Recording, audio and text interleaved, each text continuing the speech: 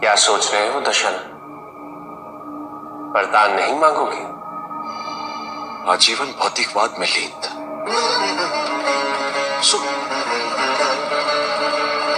सोचा जीवन पथ यही और गंतव्य भी यही, किंतु इस एक क्षण के दर्शन ने मुझे जिस परम आनंद की अनुभूति कराई, इसके पश्चात तो ऐसा प्रतीत होता है जैसे इसके पूर्व जीवन आरंभ ही नहीं हुआ था।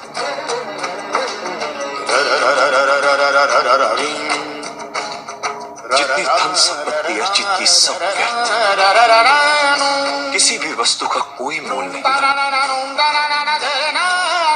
आपने मुझे निर्धन बना दिया प्रभु, सब कुछ छीन लिया मुझसे।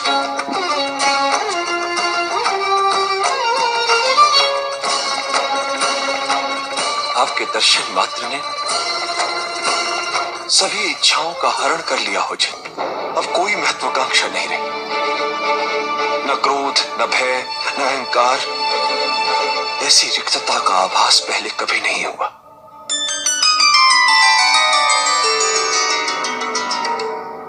किंतु विडंबना तो यह है प्रभु, इस रिक्तता में भी ऐसी तृप्ति, ऐसा संतोष, ऐसी संपूर्णता जिसकी मैं कल्पना भी नहीं कर सकता था। आपने मुझे किसी योग्य नहीं छोड़ा। अब मांगू भी तो क्या वरदान मांगू प्रभु? किंतु तुम्हारी तपस्या सफल हुई है दशानन। मुझे तुम्हें कोई ना कोई वरदान तो देना ही है। मांगो। नहीं प्रभु,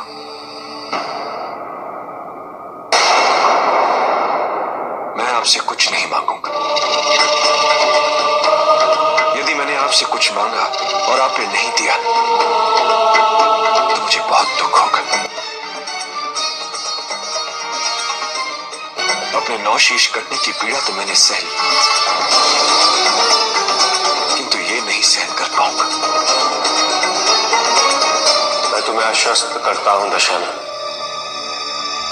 तुम जो भी वरदान मांगोगे मैं अवश्य दूंगा। निसंकोच होकर मांगो।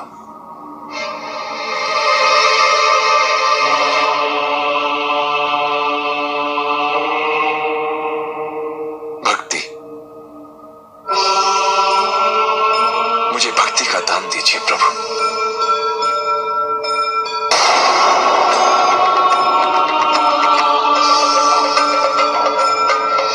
अपने परम भक्त के रूप में स्वीकार कीजिए महादेव।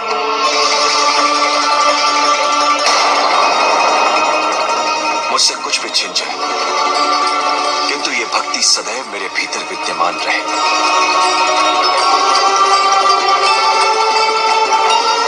कोई भी इसे पृथक न कर पाए, स्वयं मैं भी नहीं।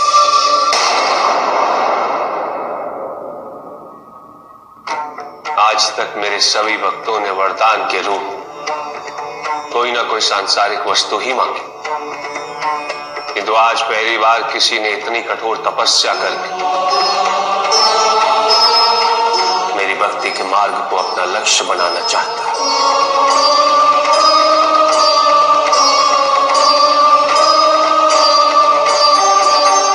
यदि तुम चाहते तो मुझसे कोई भी वरदान मांग सकते थे दशरथ, मैं तुम्हें वो वरदान अवश्य देता।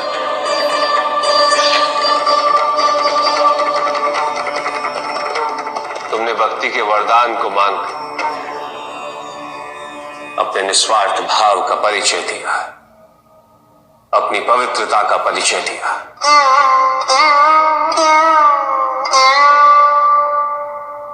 जब तक तुम्हारे मन में मेरे प्रति निस्वार्थ भक्ति भाव विद्यमान रहे, तब तक तुम मेरे परम भक्त बने रहोगे।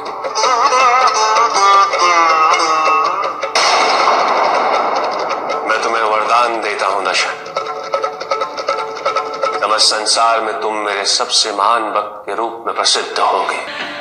महादेव, आपने आपने हमें दुख का कारण तो बता दिया, किंतु हम भय के बारे में भी जानना चाहते हैं।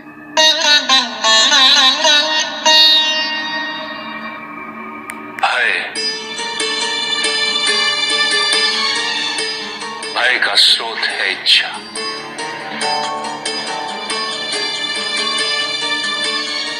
पाने की इच्छा होगी तो उसे खोने का भय भी होगा।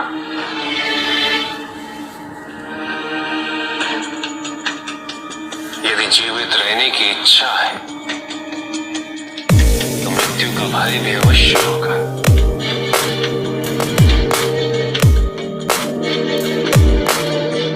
किंतु केवल मनुष्य ही नहीं,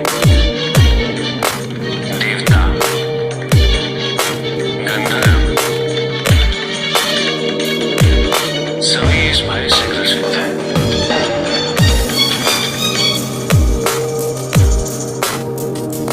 क्योंकि इच्छाओं से मुक्त कोई भी नहीं।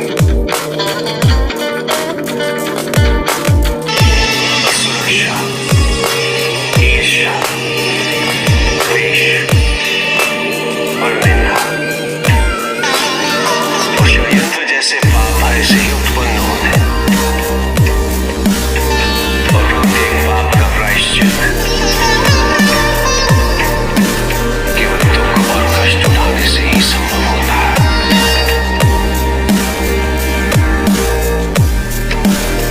इसलिए भय भी अंत में दुख का कारण बन जाता है।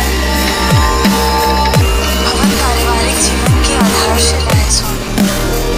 विवाह से पूर्व आप कहीं भी किसी भी अवस्था में रह लेते थे, किंतु अब आपका परिवार है और परिवार में घनिष्ठता लाने के लिए भवन का होना अनिवार्य है। पार्वती, तुम स्वयं प्रकृति और तुम्हें इस सत्य का बोध भी है कि जब हमारे पास प्रकृति की गोद है तो हमें भवन की आवश्यकता ही नहीं। अनेक कंदराएं हैं विनाशमान, जो न केवल ग्रीष्म ऋतु से अभी तो वर्षा और शरद ऋतु से सुरक्षित रहने ही तो पर्याप्त है।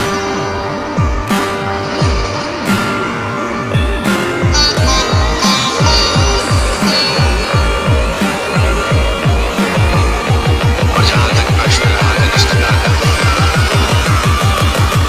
तो वो परिवार के सदस्यों के आपसी व्यवहार में निर्भर करता है।